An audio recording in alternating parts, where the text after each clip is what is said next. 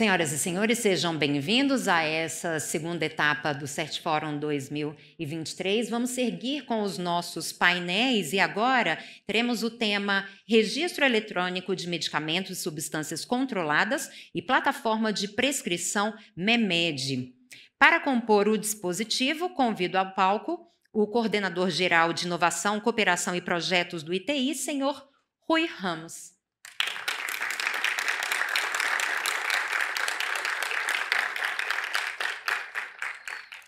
A gerente de produtos controlados da Agência Nacional de Vigilância Sanitária, Anvisa, senhora Renata de Moraes Souza.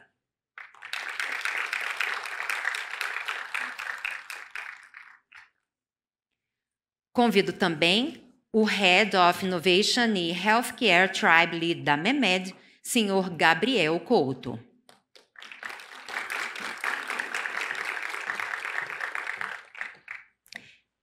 E a gerente de produto Tribe Lead da MEMED, Axa Cardoso.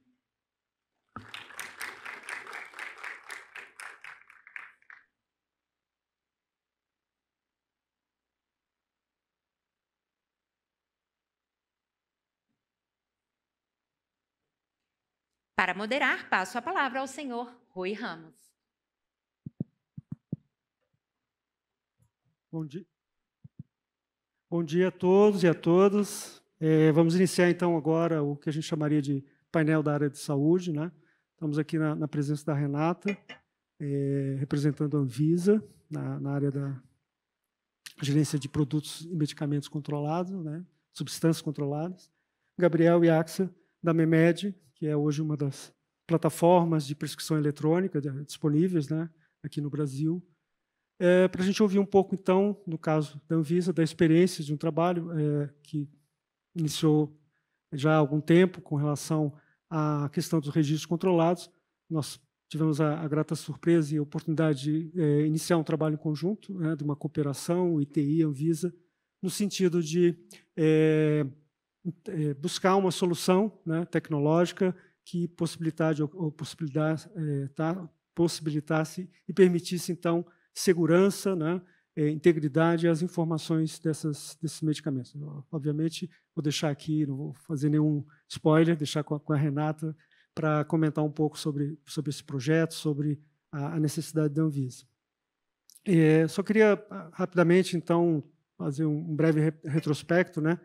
O ITI tem atuado já há algum tempo no setor da área de saúde, justamente por ser, talvez, né, até própria LGPD, assim trata os nossos dados, né, de saúde, de uma forma especial e, principalmente, quanto à privacidade, quanto à segurança dos dados. Infelizmente, ainda, né, quando a gente usa o suporte papel, há ainda algumas fragilidades, né, ou como sempre estiveram, a fragilidade da falsificação de documentos, e isso, obviamente, tem um grande impacto social, sanitário no país. Isso já é produto, né, objeto de uso no tráfico, nas fraudes, enfim, no descaminho. E, à medida que a tecnologia avança, a gente precisa usar cada vez mais essa tecnologia a favor da sociedade em geral, do cidadão, da empresa, dos órgãos reguladores, dos órgãos fiscalizadores. A primeira oportunidade que a gente talvez na prática tivemos, né, a experiência foi lá já na pandemia, em 2020, quando, numa parceria junto com os Conselhos Federal de Saúde, aí medicina, farmácia, odontologia,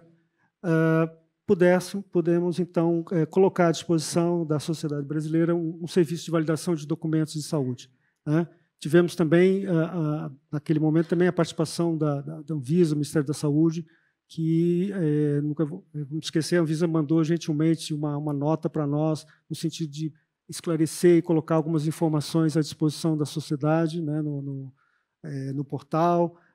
O Ministério da Saúde também, à época, recomendou o uso do portal, e com isso aí estava nascendo, então, talvez a semente da telemedicina, né? O que possibilitou também, durante a pandemia, várias consultas, várias transações, né, com o documento eletrônico, né? Acho que isso foi, no geral, um grande se é que podemos falar, né, mas um grande avanço para a área da saúde, talvez uma das consequências positivas, né, do ponto de vista da área da saúde, que foi o avanço da telemedicina, o avanço da transformação digital. Bom, então estamos lá desde então, né, o ITI embarcou nessa história, nesse projeto para a sociedade brasileira e tem contribuído ainda mais, né, então mais recentemente, o ano passado ainda, desenvolvemos então essa cooperação, já estávamos trabalhando ainda, como se diz, namorando com a Anvisa, né, discutindo alguns assuntos junto dos fóruns, dos conselhos, mas o ano passado então assinamos um acordo cujo objetivo é então colaborar e prover tecnologias para o registro de controle de medicamentos. Renata, por favor, então, eu vou te convidar, então, se quiser usar o púlpito. Tá bom. Olá. Tá ligado?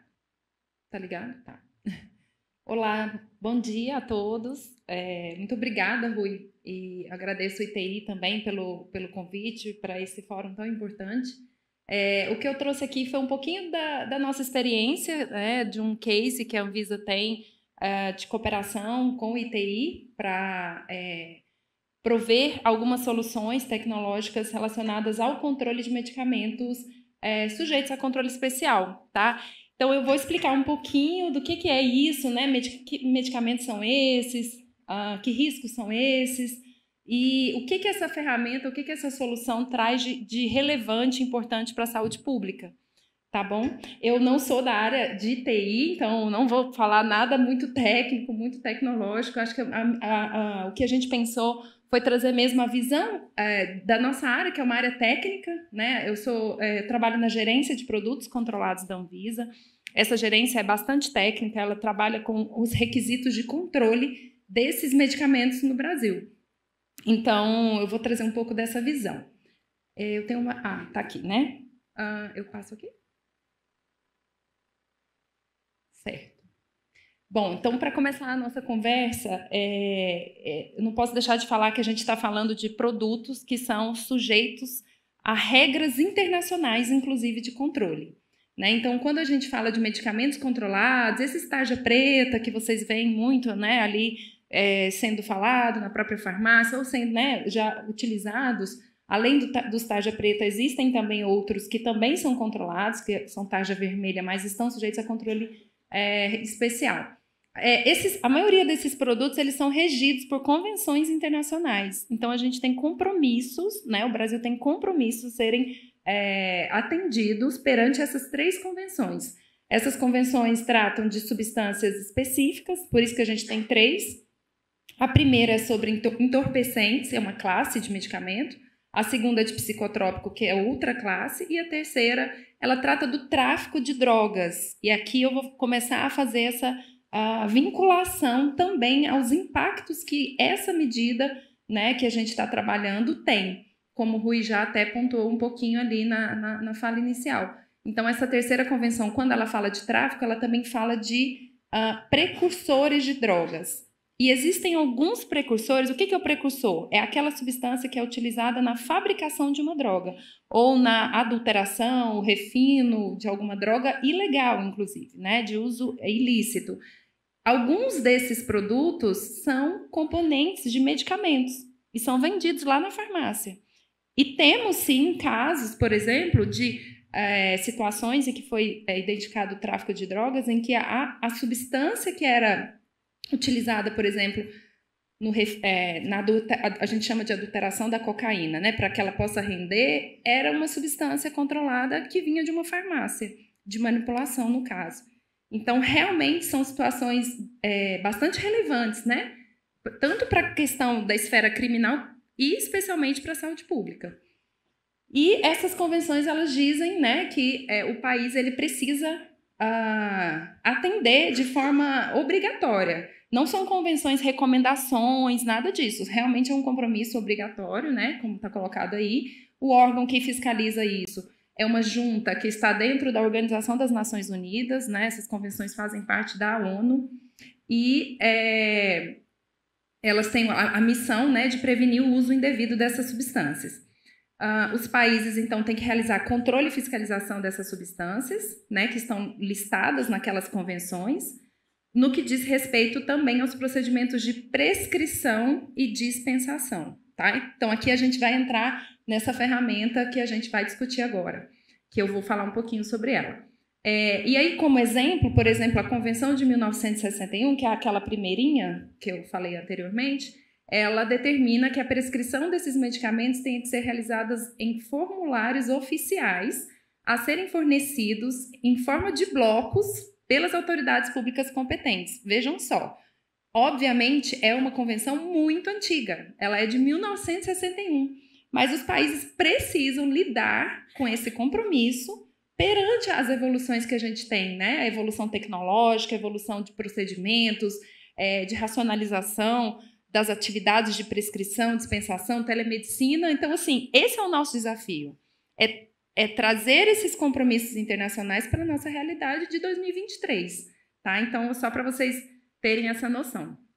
Aqui, um pouquinho de exemplos, né, do que a gente está falando, então. Que medicamentos são esses?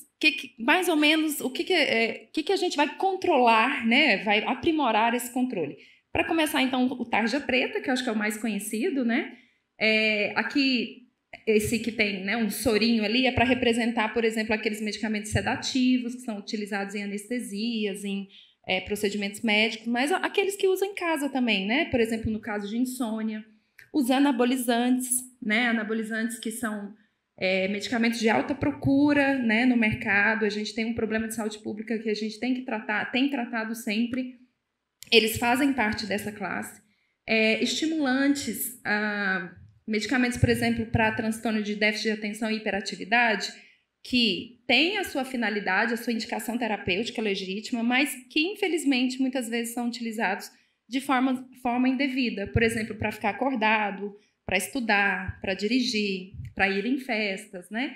Então, esses são os medicamentos exemplos e que podem causar dependência, têm um potencial de abuso e podem sim, e a gente percebe, né, que há esse potencial de desvio de uso. Por isso, a atuação é bastante necessária. E aqui para mostrar que esses medicamentos, eles são referenciados, né, essas substâncias que compõem os medicamentos são referenciados pela Lei de Drogas do Brasil. Então, a Lei 11.343 de 2006, que trata da política de drogas, ela diz que o objeto da lei são aquelas drogas, aquelas que são as substâncias entorpecentes, psicotrópicas precursoras e outras sob controle especial da Portaria 344 de 1998. Que portaria é essa? Essa é a portaria que a Anvisa hoje é responsável, inclusive, por atualizar, porque essas drogas não existem só uma única vez, né? Elas vão aparecendo, mudando, aparece uma nova. Então, essa portaria hoje está sob responsabilidade da Anvisa, tem os seus requisitos de controle, inclusive os de prescrição, e ela é bastante importante, porque é ela um instrumento que permite a aplicação da lei de drogas no Brasil. Então, sem ela, a gente não tem droga. Sem a lista da Anvisa, a gente não teria, né, as drogas não estariam listadas. E aí, tem também, de acordo com os requisitos legais, está aí até o decreto, que a Anvisa é responsável por publicar essas listas e atualizá-las sempre que necessário, além de baixar instruções de caráter geral e específico sobre limitação, fiscalização, controle e produção. Então, está aqui o nosso arcabouço normativo nacional, dizendo quem é que faz esses controles, que estabelece essas regras no Brasil e que atende, inclusive, aquelas convenções internacionais que eu falei lá no começo, né? Então, convenções internacionais têm os nossos compromissos e a nossa legislação brasileira também traz esses compromissos de forma muito clara e atribui a competência à Anvisa. E dentre esses controles, uma das atividades que precisam ser monitorada, controlada, fiscalizada são os receituários que prescrevem, onde os médicos, né, os prescritores fazem a prescrição desses medicamentos, para que os pacientes possam ter acesso ao tratamento, né, para que ele possa ter acesso ao medicamento. Aqui, só para exemplificar, não vou falar, obviamente, mas a gente tem um conjunto de tipos de receituários, só para mostrar um pouquinho da complexidade, né, que esse assunto. E por que esse tanto de receituário? Hoje, Claro que a gente está sempre querendo modernizar, simplificar, mas hoje a gente tem todos esses tipos e tem muito a ver com o que as convenções colocam, tá? Então não é porque alguém criou isso do nada, porque nas convenções também tem estratificações de controle. Lembra que já são 3 convenções, então cada uma tem controles diferentes entre elas. Então, para facilitar essa aplicação de regras no Brasil, no país, foram estabelecidos diferentes modelos, até porque para cada substância requer um tipo de controle. E ali eu chamo a atenção para a coluna do lado direito, que é onde eu coloquei um X, que são todos os tipos de receituário que hoje ainda precisam nascer fisicamente. E é isso que a gente está trabalhando também. Podem ver que é a maioria, porém, é a maioria dos modelos, mas não a maioria dos medicamentos, que a maior parte dos medicamentos estão no último item, que é a receita de controle especial, que está em negrito, né, com esse círculo vermelho, que é a única que a gente consegue já utilizar de forma eletrônica, conforme o Rui até comentou, que foi bastante importante na época da pandemia, em que a Anvisa já tinha feito um estudo para avaliar se essa receita já poderia ser eletrônica, nos moldes da legislação que já existia para assinatura eletrônica. Então, é o que a gente tem hoje já vigente no Brasil. Essas receitas já podem ser emitidas eletronicamente, talvez alguém já tenha tido aqui alguma, mas as que estão acima, elas ainda são em formulários físicos, e é o que a gente quer mudar e a gente quer melhorar. Mas para a gente fazer isso com segurança, porque a gente precisa fazer isso, lembra? Nós precisamos atender os compromissos internacionais, que inclusive fala que a gente tem que entregar blocos. Mas é claro, isso a gente consegue justificar perante a ONU, em que a gente tem uma segurança para fazer isso de forma eletrônica.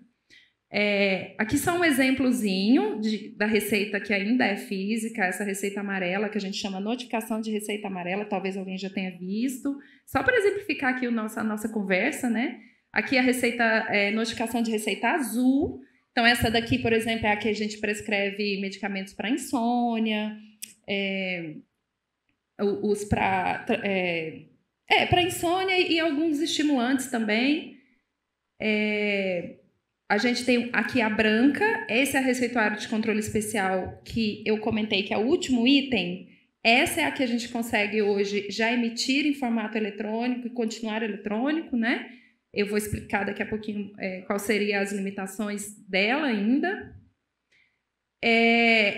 E aqui, resumindo, a gente se baseou na medida provisória 22002 de 2001 para dizer que esse receituário poderia ser emitido eletronicamente desde que tivesse assinatura eletrônica qualificada, e depois da Lei 14.063 de 2020, isso foi corroborado, né, para que realmente essas receitas sejam emitidas sempre e que elas só são válidas a partir da assinatura eletrônica qualificada. Isso também vale para medicamentos antimicrobianos, que são os antibióticos. Tá? Eu não falei deles lá no começo porque eles não fazem parte daquelas convenções internacionais, eles não são psicotrópicos de ação do sistema nervoso central. Mas como eles também é uma receita que fica retida na farmácia para fins de controle, essa também pode ser emitida de forma eletrônica. Aqui eu expliquei um pouquinho de como se dá esse processo hoje dessa receita eletrônica, dessas duas, tá? Que já podem ser. A pessoa apresenta, né, a receita... Aqui, desculpa, ainda é só para exemplificar como se dá a receita física, só para a gente fazer um paralelo de o que a gente tem que trabalhar na eletrônica. Mas ali a pessoa, ela comparece, né, à farmácia com o receituário físico, o farmacêutico, ele vai fazer o registro daquela receita, do que foi entregue. Eu recebi a prescrição do medicamento A, eu vou dispensar um genérico, por exemplo. Então, ele registra qual que foi entregue e aquele receituário fica retido na farmácia, como muitos de vocês já devem ter tido essa experiência, e para que isso não possa ser reutilizado. Lembrando, por quê? Porque são medicamentos de alta procura com alto potencial de desvio. Então, essa era uma forma de se estabelecer, que é utilizada até hoje, inclusive, né, para todas as receitas físicas. Mas a eletrônica, hoje, do jeito que ela está, ela só é emitida no meio eletrônico, né? Mas a validação dela, como ela não é física, ela não é retida em lugar nenhum, ela tem que ser validada num ambiente eletrônico. E é isso que a gente está trabalhando agora para acontecer. É claro que isso prejudica, de fato, o controle, porque uma mesma receita você não consegue impedir que ela seja utilizada novamente, infelizmente, mas por força de lei, a gente também não pode evitar que ela seja emitida, porque é um documento legítimo. Então, a gente precisa estabelecer o registro eletrônico da dispensação. Dispensação é o ato da entrega do medicamento ali ao paciente e todos os controles necessários que precisam ser feitos. E por isso a gente celebrou esse acordo de cooperação técnica com o ITI em 2022, para que fosse fornecido, então, fornecido o desenvolvimento e o provimento de tecnologias de segurança digital aplicado aos receituários de medicamentos controlados e os antimicrobianos. Isso envolve tanto a prescrição eletrônica, porque isso impacta lá na dispensação, quanto o registro da dispensação, que é a entrega do medicamento de forma segura, para que isso aconteça de forma segura, conforme deve ser. Então, essas prescrições elas precisam contar, como já existe nas normativas, a assinatura eletrônica do prescritor, que é uma assinatura qualificada, e a dispensação desse medicamento também contar com uma assinatura. Então, aqui é que entra a importância e a utilidade que existe das assinaturas eletrônicas seguras. Porque, lembrem, são atos que, se irregulares, podem ser enquadrados como tráfico de drogas. Então, a gente precisa prezar pela segurança do procedimento, pela veracidade, tanto da pessoa quanto do documento, Então, essa dispensação também precisa ter um responsável, que no caso já é o farmacêutico, mas ele passaria, então, a assinar eletronicamente isso. Aqui é só para contar que esse projeto já passou por uma consulta pública em 2021. A gente já tem uma proposta, uma minuta de normativa para trazer essa parte da dispensação de forma eletrônica. Isso já passou por consulta pública, então a gente já tem uma discussão sobre o assunto, mas isso aconteceu no meio da pandemia, em que havia muitas prioridades ali importantes, mas que contribuíram para amadurecer o projeto, para que a gente pudesse ter mais insumos, mais subsídios para melhorar aquela primeira minuta que foi colocada em consulta pública em 2021. Tanto a experiência com a pandemia, em que essas receitas realmente circularam, esses procedimentos realmente aconteceram, quanto à evolução do mercado, as plataformas privadas, os conselhos de classe também se movimentaram muito, se organizaram, qualificaram muito também as atividades profissionais, as evoluções tecnológicas, dos formatos tecnológicos, e a evolução, consequentemente, das necessidades. Então, ali em 2021, a gente contava com um cenário que veio lá de 2019, 2018, 2020. Hoje, a gente já tem um cenário diferente, A gente já tem um movimento que teve nesse setor muito grande. Por isso, a gente tem hoje um projeto que passou por alguns ajustes, Rui? A gente trabalhou muito esse ano para que esse projeto fosse modernizado, também acompanhasse essas evoluções. Então, a ideia é que se tenha prescrições eletrônicas a partir de formulários eletrônicos, ali eu já comentei, o registro desses dados de dispensação também de forma eletrônica para substituir esse registro manual e uma coisa muito importante nessa área que a gente não tem ainda no Brasil, que é a padronização de campos, nomenclaturas comuns, para que a gente tenha dados mais qualificados desse tipo de registro. E aí eu acho que é uma oportunidade que é muito importante para a gente fazer isso. Vou passar aqui. E aí, outra questão muito importante nessas discussões é a interoperabilidade, a necessidade de que esse projeto contemple essa possibilidade, e por isso a necessidade de definir padrão de dados, de informação. E a outra questão, uma premissa muito importante, é que a gente aproveite as soluções que já estão disponíveis também no mercado, Isso seja aproveitado para que essa funcionalidade que a gente está trabalhando utilize isso já como experiência, como algo que vai contribuir, que vai ajudar a construir o projeto. E é o que está acontecendo agora, que é exatamente essa outra tela aqui. Essa funcionalidade está em desenvolvimento, mas a gente tem tido algumas discussões sobre esses padrões, né, dos dados e informação. Depois disso, passaria por uma internalização na Anvisa, né, só para colocar que isso não está pronto ainda, a gente está trabalhando nisso. E aí, posteriormente, a implementação no Brasil inteiro, né, a partir também da publicação de uma normativa. A gente sabe que dialogar é essencial, então acho que esse é um espaço muito importante também para a gente compartilhar, né, receber sugestões, isso é muito bem-vindo, para que a gente realmente faça uma construção conjunta, né, e alinhada à realidade. E aqui algumas visões, né, nossa, como área de negócio, a minha última tela, mas acho que ela é muito importante, que traz para mim, né, para a nossa equipe, o que a gente tem aprendido, o que a gente tem visto como algo muito necessário. Primeiro, padronização e qualificação de dados. Realmente, a gente precisa trabalhar para que seja uma ferramenta de qualidade e realmente eficiente, né? A interoperabilidade, como eu já falei, isso traz também, aproveitar as tecnologias já do mercado, também diminui a carga, né, para o setor público desse projeto, alinhar o serviço à evolução das tecnologias, então a gente também caminha nessa direção, para que a gente aprimore a prescrição e a dispensação desses medicamentos, melhorando o acesso ao tratamento pelos pacientes, porque, de fato, né, a questão eletrônica ajudou muito as pessoas que não podem sair de casa, que têm dificuldades, agiliza esse processo, né? Então, a gente tem essa visão também dessa importância. E, com isso, aprimorar os nossos mecanismos de controle, porque a partir do momento que você tem isso numa base nacional, esses dados, essas informações, é muito mais inteligente qualquer ação de fiscalização sanitária. Você consegue planejar melhor, você consegue definir o que é mais crítico, né? Então, você tem muito mais ferramentas para trabalhar o controle e a fiscalização, evitando, como eu falei desde o começo, as fraudes, as falsificações, desvios, e aí proporcionando melhores entregas à sociedade para a gente promover e proteger a saúde. É isso. Muito obrigada.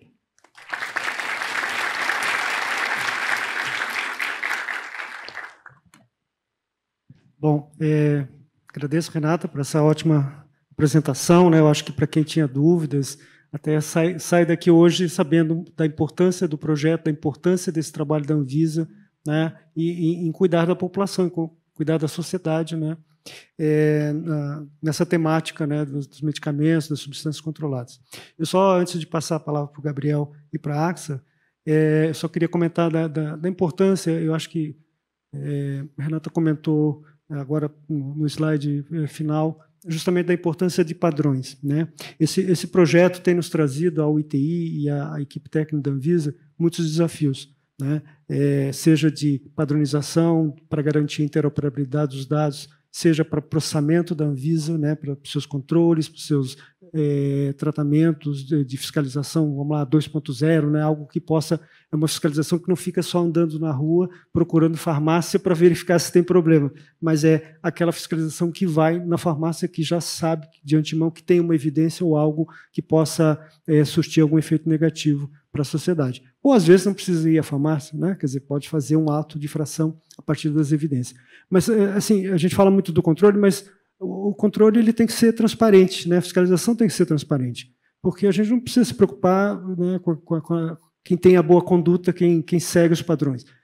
O que a Renata comentou, às vezes podemos ter, de um lado, a fragilidade de uma prescrição de antimicrobianos, né, ele pode apresentar o eletrônico aqui, pode comprar, mas pergunta assim, eu acho que para 99,99% da sociedade, dos cidadãos, quando você vai comprar um medicamento, você vai comprar aquele medicamento que você quer usar. Você não vai comprar duas, não, aqui eu posso uma caixa, eu posso comprar outra. Não, mas por que você vai comprar uma outra caixa? Você tem dinheiro e tem a necessidade de comprar uma caixa. Então, é claro que daí a gente não pode estar, além da preocupação de atender a sociedade, a gente tem que cuidar dos meliantes, né, das pessoas que de alguma forma querem se aproveitar dessa situação para obter um lucro, obter alguma vantagem e, com isso, fazer, inclusive, né, trazer malefícios, né, ou problemas para a nossa sociedade.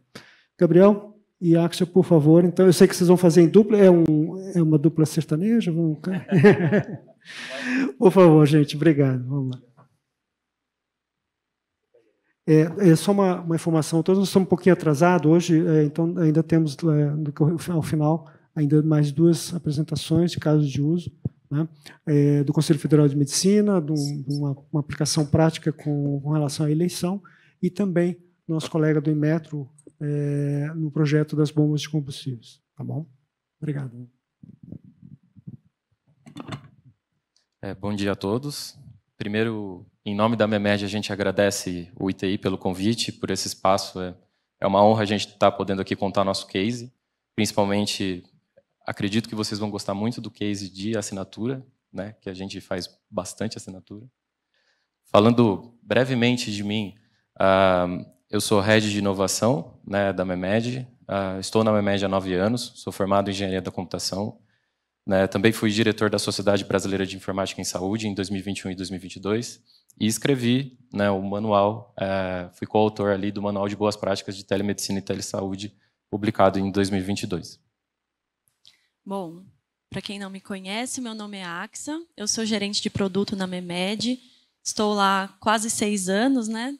Minha formação é em administração.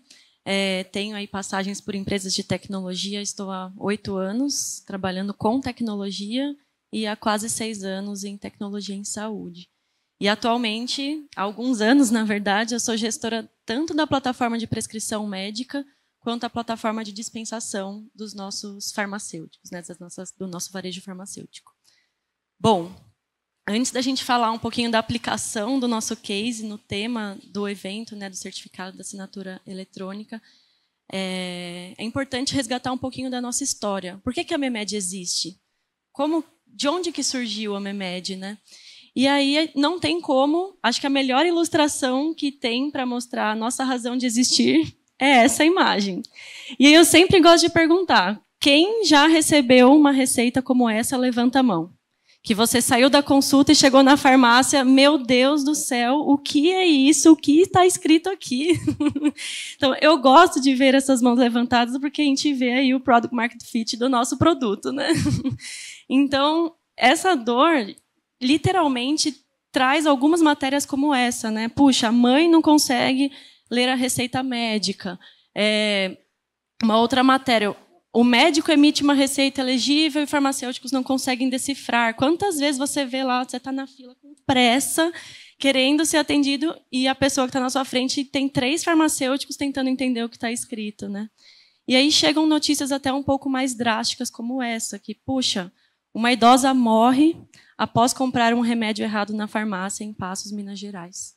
Olha o tamanho desse problema, né? Não é só a letra do médico. Mas, ok, é um problema, é um fato, tem desdobramentos esse problema, mas vocês já pararam para pensar o que causa a letra desse médico? O que leva o médico a ter tanta pressa, a querer, enfim, ver o próximo paciente o mais rápido possível? E quando a gente pensa, né, nessa causa, quando a gente vai olhar para esse problema, na raiz desse problema, o que a gente vê é um público de profissionais extremamente sobrecarregado, extremamente numa jornada que eu, em um trabalho, muitas vezes fico, meu Deus, tenho trabalho, tenho minha filha, tenho minha família e já me sinto sobrecarregada. Imagina um médico que 78% dos médicos no Brasil têm pelo menos 2 vínculos de trabalho. Se você olhar, tem 50% que tem de 3 para mais vínculos de trabalho. Imagina um médico que tem 6, 5, mais de 6 vínculos. Então, ele precisa atender em muitos locais, ele precisa atender muitos pacientes para compensar um ganho financeiro. Então, aí a gente começa a refletir e entender o porquê dessa letra. E um outro dado, né, muito importante. No meio de toda essa rotina, quando que o médico se atualiza? Quando que ele vai estudar? Porque a medicina, ela avança. Ao longo dos anos, o conhecimento médico, o tempo para dobrar esse conhecimento médico foi passando, né?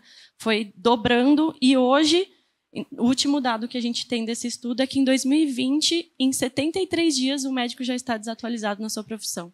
Então, é a rotina intensa, ele não tem tempo para se atualizar. E um outro dado é que 92% dos médicos já apresentaram sintomas de burnout. Como que você sobrevive, né? Como que você está num ambiente assim, tendo que ser produtivo e sendo a pessoa que o paciente mais confia, né? E é nesse meio que a nossa plataforma surgiu. Foi por isso que os nossos founders se uniram em 2012. A MEMED é uma plataforma que existe desde 2012 para resolver essas dores, de trazer conteúdo para o médico no momento de decidir o que prescrever, para facilitar processos que ele faz muito rapidamente dentro da MEMED do que escrever, enfim, para ajudá-lo a tomar decisão, para fazê-lo com mais segurança. E a gente conseguiu, né? Até 2019 a gente vinha aí com um público de médicos crescentes, mas a gente se deparou com uma barreira. Puxa, tiramos uma grande parte dos médicos de fazer essa receita à mão, mas chegava no final, o que o médico fazia? Imprimia e entregava o papel na mão do paciente. E em 2019 foi o momento que a gente parou para refletir o que vamos fazer para tirar esse médico do papel. O que precisa mudar no nosso ecossistema para que o médico saia do papel. E foi aí que surgiram os próximos passos da MEMED em 2019. E aí a gente fez um projeto piloto, né, em 2019, que basicamente o que a gente queria testar é esse fluxo perfeito. Fazer o digital de ponta a ponta. Então, o médico prescreve digitalmente, assina digitalmente, o paciente recebe digitalmente, a farmácia dispensa digitalmente, e tudo isso ser digital, muito bem colocado pela Renata, inclusive, aumenta a adesão ao tratamento. Deixa a adesão ao tratamento mais rápida, né, e deixa o número de adesões ao tratamento maior, né? Então, quem aqui já não pegou uma prescrição e deixou ela largada lá e acabou não aderindo ao tratamento, não comprando o medicamento, porque não tem tempo, porque, enfim, N motivos, né? Mas se fosse com um clique, você faria o que está escrito, né, na prescrição. Então, ok, a gente resolveu vários dos problemas, mas tinha esse grande problema. Como é que a gente digitaliza a assinatura do médico? Né? E depois de uma intensa pesquisa que a gente fez de soluções, chegamos à conclusão de alguns requisitos que a gente tinha que olhar para isso. Né? Funcionar em todos os locais de trabalho dos médicos. Né? Esse é um critério muito importante, já que vocês viram, né, falado pela AXA aqui, o médico atua em vários locais. Garantir autenticidade e integridade. Então, eu tenho que saber que foi ele realmente e que aquele documento não foi modificado. Né? E ser aceito em qualquer lugar do Brasil. E aí, inevitavelmente, né, o ICP Brasil, a assinatura ICP Brasil encaixou como uma luva para a gente, e o certificado em nuvem. Né? Certificado em nuvem, ele garante... Bom, o ICP garante as leis ali, a validade da assinatura, né? Então a gente tem uma garantia jurídica. Já era usado em outros setores, então a gente tinha benchmark para poder olhar como que isso funcionava. Não precisa instalar nada no computador. Essa é a vantagem do certificado em nuvem em questão. Né? Segue altos padrões de segurança, que o padrão ICP Brasil já fornece. E também, né, você precisa de pouca ou nenhuma infraestrutura do seu lado. Né? No caso da MEMED, aqui no piloto, a gente deixou o motor de assinatura do nosso lado para ser mais rápido. Mas, hoje em dia, a gente já não precisa mais disso. Né? E foi aí que a gente foi atrás de um parceiro e encontramos ali a Solute, com o Board ID, né, em 2019, na época, com um certificado em nuvem. Então, resolvemos fazer um piloto com uma clínica. A Solute foi lá com a gente na clínica, certificamos 8 médicos, e na frente dessa clínica existiam 2 drogarias, que é o que chamou a nossa atenção. Então, os pacientes passavam pela clínica e muitas vezes já iam direto nessas drogarias que estavam na frente da clínica. Ou seja, a gente conseguia fechar um fluxo ali, né, um piloto bem pequenininho, né, atravessando a rua. Ok, então o médico aprendeu a assinar digitalmente, legal, mas no final da consulta o paciente estica aquela mãozinha querendo aquela folha, né, querendo pegar a prescrição.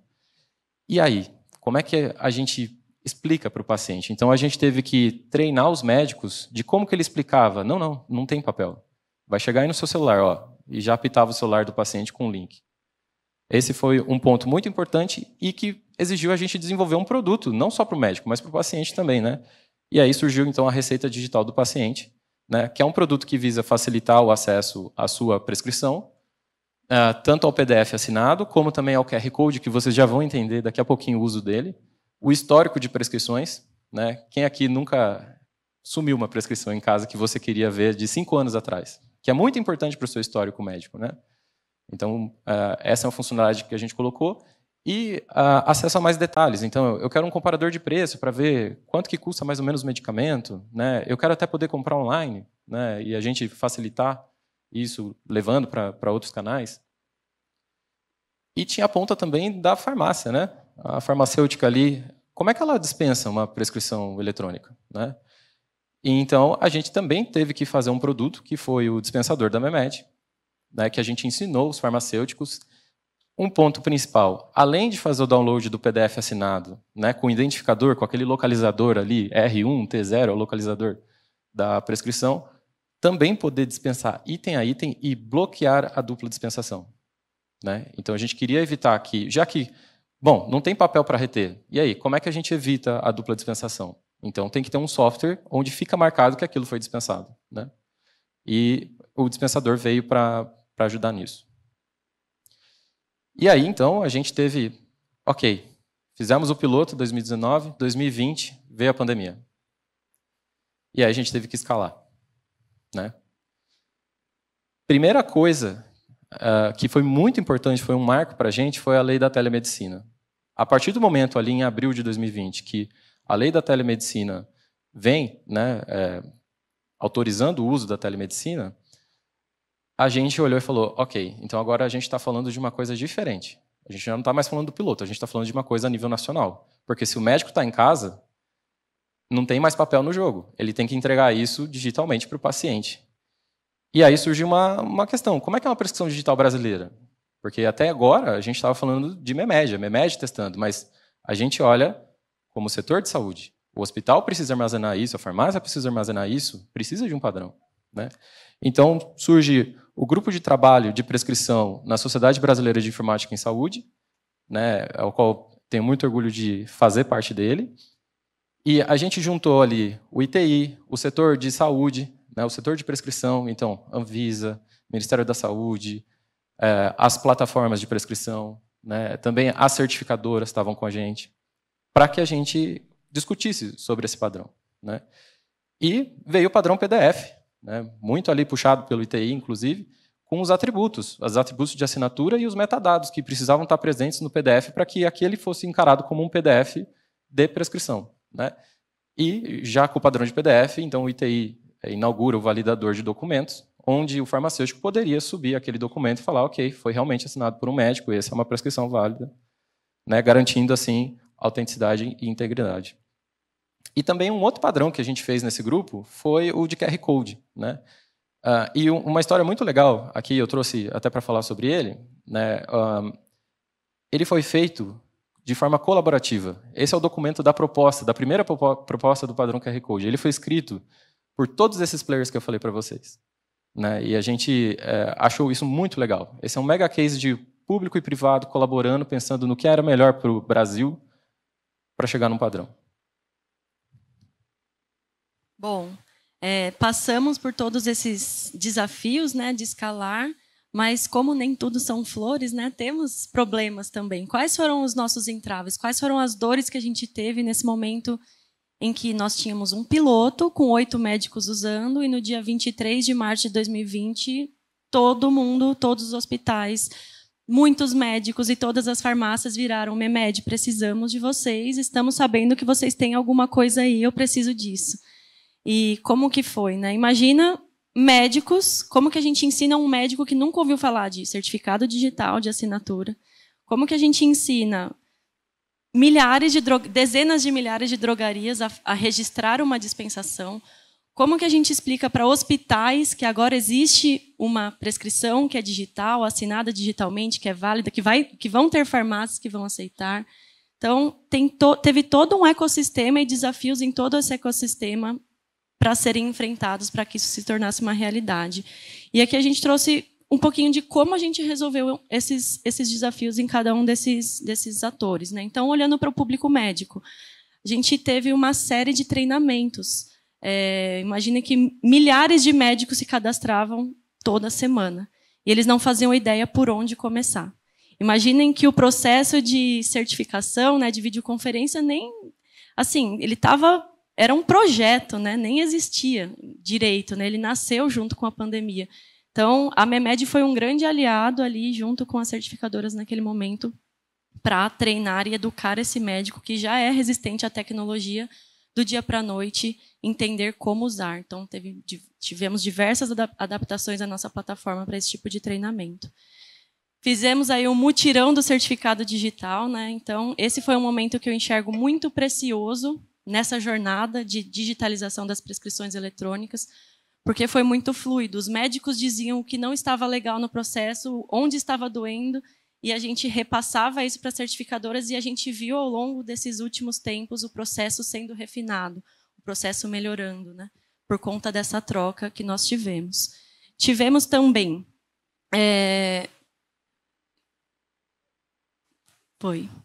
um mutirão de treinamento para as farmácias. Imagina que nós passávamos ali o dia inteiro treinando redes de farmácias. Era e remoto, gente, tem um adendo, né? Era um call atrás do outro, tinham calls com 200 farmacêuticos e técnicos de farmácia que nunca tinham ouvido falar de MEMED. Eles precisavam entender como fazer o registro dessa dispensação para evitar a dupla dispensação, como o Gabriel falou.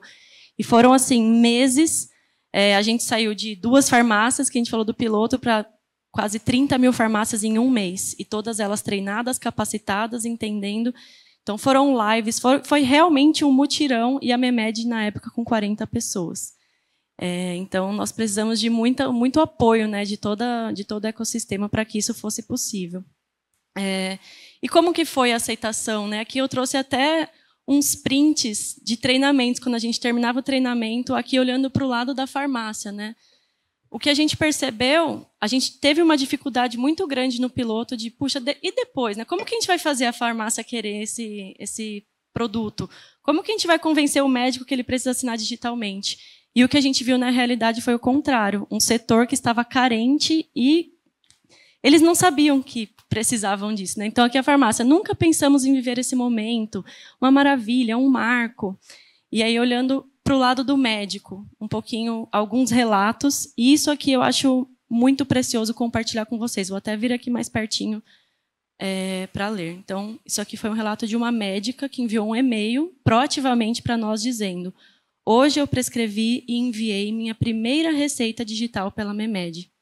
E quero agradecer imensamente o trabalho de vocês. Ela já comprou os antibióticos e já iniciou o tratamento. Recebeu o SMS e foi na farmácia do jeitinho que a MEMED orientou. E passei os passos para ela. Minha gratidão e parabéns. Que orgulho de vocês. Obrigada por fazer o mundo médico melhor e mais acessível nesse momento tão sensível. E isso é um relato. A gente tem uma coleção de relatos como esse. E esse não é um relato para a MEMED. Esse é um relato para cada um de vocês que está aqui.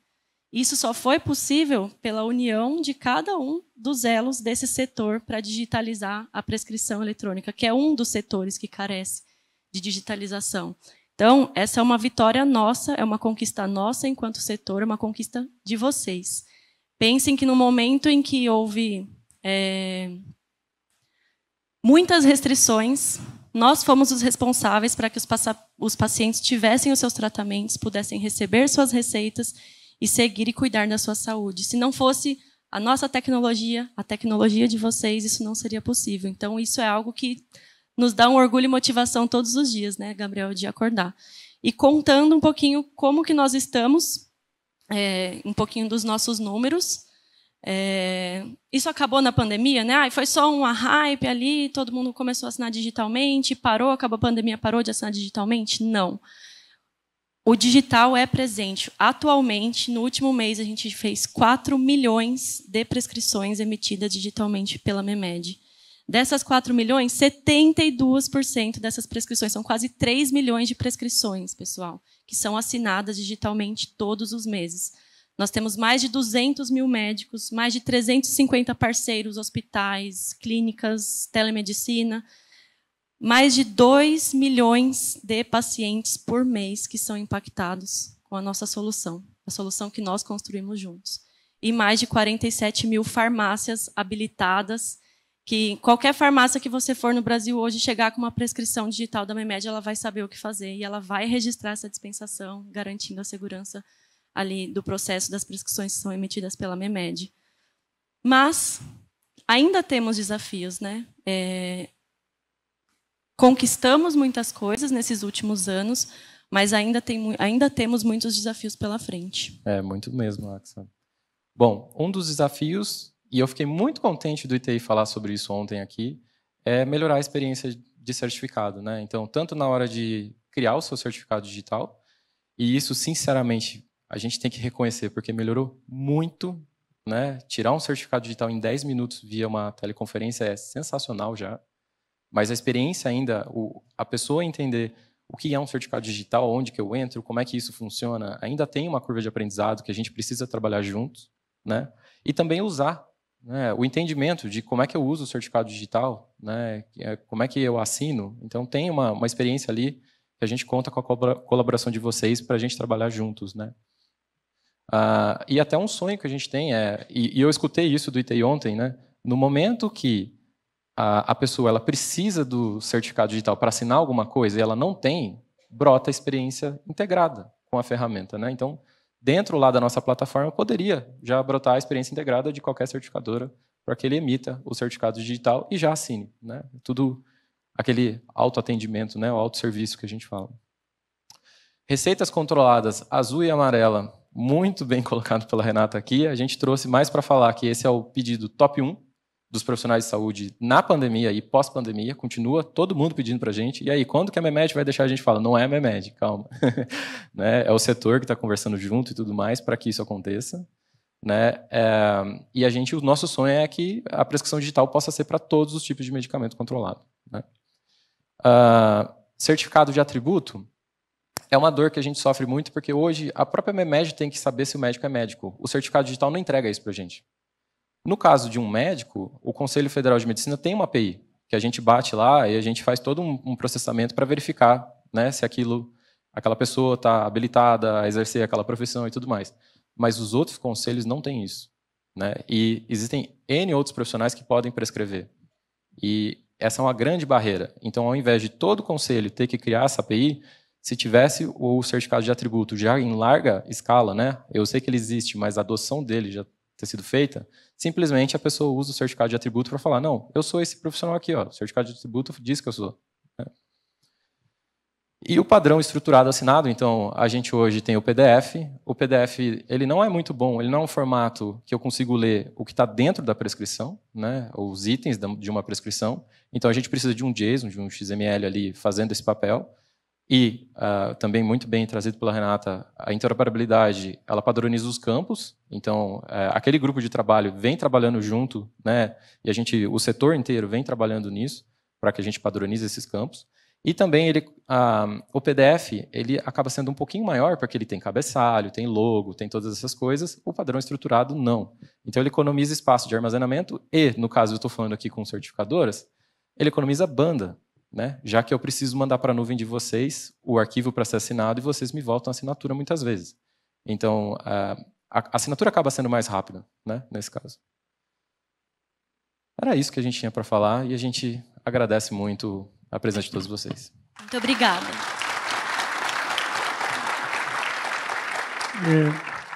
Obrigado, Gabriel, Acha. Só um minutinho, antes, Juliana, de passar a palavra para você, eu queria agradecer, né, em nome do ITI, a presença da Renata, da Acha e do Gabriel. E só, né, talvez aproveitando o recado aqui da MEMED e essas demandas, o ITI tem desenvolvido ao longo desse período não só novas tecnologias aplicadas à segurança do documento eletrônico, né, para atender a demanda e o projeto com a Anvisa, e certamente vocês se surpreenderão com algumas novidades que a gente tem incubadas, né? Então, dentro em breve, essas tecnologias, como assinar JSON, XML, essas coisas todas vão estar disponíveis, né? Hoje algumas delas já estão em protótipo, eu não sei se tiveram oportunidade hoje mais cedo, a gente teve uma pequena palestra sobre o laboratório do ITI, é um portal que a gente construímos, né, estamos liberando aí nos próximos dias, onde todas essas tecnologias vão estar à disposição de todos, do cidadão ao desenvolvedor, do órgão público, para que possam experimentar e já, conhecendo essas tecnologias, possam adaptar a sua realidade, a sua necessidade, né, e principalmente, né, a gente, com esse trabalho com a Anvisa, poder, então, vocês poderem se adequar talvez mais rapidamente. Tá? Então, já estamos disponibilizando um assinador JSON, né, ou seja, para gerar arquivo JWS, pode assinar também XML, ou seja, também muito baseado lá no grupo, com a supervisão da Anvisa, com a supervisão do Ministério da Saúde. Tá? A única coisa que eu acho que, como comentei há pouco, é a questão do padrão. Que a gente observou que alguns dos padrões que nós mesmos escrevemos, né, ou seja, eu digo nós, governo, nós, iniciativa privada, temos que rever, porque às vezes aquilo que a gente acha que é o ideal, é o ótimo, acaba gerando alguns problemas para a implementação. Então, por isso, nós temos conversado muito com a Anvisa, tem alguns assuntos que a gente talvez precise conversar e trazer para a prancheta e reprojetar com alguns atores para que a gente possa avançar de uma forma a garantir e preservar a interoperabilidade e a padronização. Tá bom? E, demais, agradecer e parabenizar a todos, né? E a MEMED está aqui representando, mas a gente sabe de quantas pessoas, outras plataformas, outros ambientes também se esforçaram muito, né, junto com o ITI, junto com a SBI, junto com a Anvisa, ou seja, foi uma parceria muito que nos dá orgulho, porque realmente a gente conseguiu, juntos, né, governo, iniciativa privada, o governo que eu estou falando aqui, todas as entidades que atuaram, para que a gente iniciasse realmente a telemedicina no país. Né? A gente viu ali a data da lei, 15 de abril, dia 22, menos de 7 dias depois, a gente lançou o primeiro validador de documentos em saúde. Então, isso é muito gratificante. Né? Eu acho que a pandemia nos aproximou mais em ações conjuntas entre a iniciativa privada e o governo. Mais uma vez, obrigado a todos. Juliana, por favor.